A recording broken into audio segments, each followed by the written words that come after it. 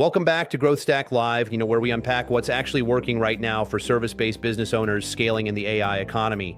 This isn't theory, it's the real patterns we're seeing from inside the Growth Stack each week. This week's issue is called the revenue treadmill no one is talking about, and the idea behind it is simple but uncomfortable. A lot of service-based business owners are generating serious revenue, but they're not building wealth that matches the effort. You see this all the time. Someone shares their numbers of $800K, $1.2 million, sometimes $2 million in revenue.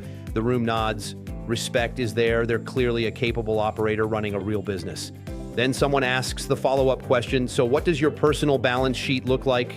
And the room gets quiet because the income statement and the net worth statement often look nothing alike. High revenue, great lifestyle, but very little long-term wealth being built.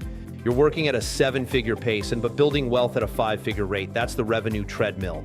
And the reason this happens is actually pretty simple. Most service businesses are designed to generate revenue, not to generate wealth. Think about the typical pattern. First, reinvestment eats a huge portion of the income. New hires, new tools, new marketing channels. The business always needs more fuel. Then lifestyle creep absorbs the rest. Nicer car, bigger house, better travel. Nothing wrong with that. But lifestyle expands faster than most people realize. And finally, wealth building never feels urgent.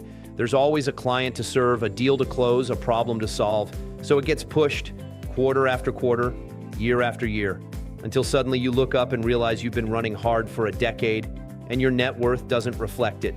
Now, before we go further, if you're not already getting the Growth Stack in your inbox, the link's down below. Every Thursday, we send you a deep breakdown like this, plus 3 curated reads on business growth, wealth, and peak performance. All right, back to the core point. Revenue is not wealth. Cash flow isn't an asset. A full calendar isn't a portfolio.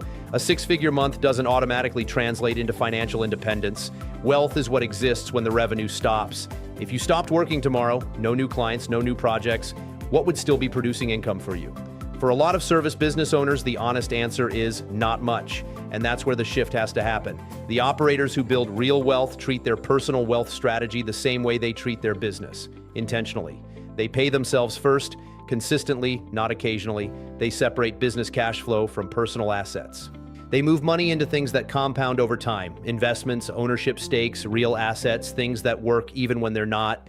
And they start early, even if the amounts are small, because compounding only works if you give it time. The goal isn't just to run a successful business, the goal is to convert that business into lasting wealth. So here's the question I want you to sit with. If your business kept running exactly as it is today, same revenue, same reinvestment, same habits, where would your net worth actually land 10 years from now? Not your income, your net worth, because building revenue is impressive, but building assets is what actually changes your future. Let me know where you're at, and I'll see you next week.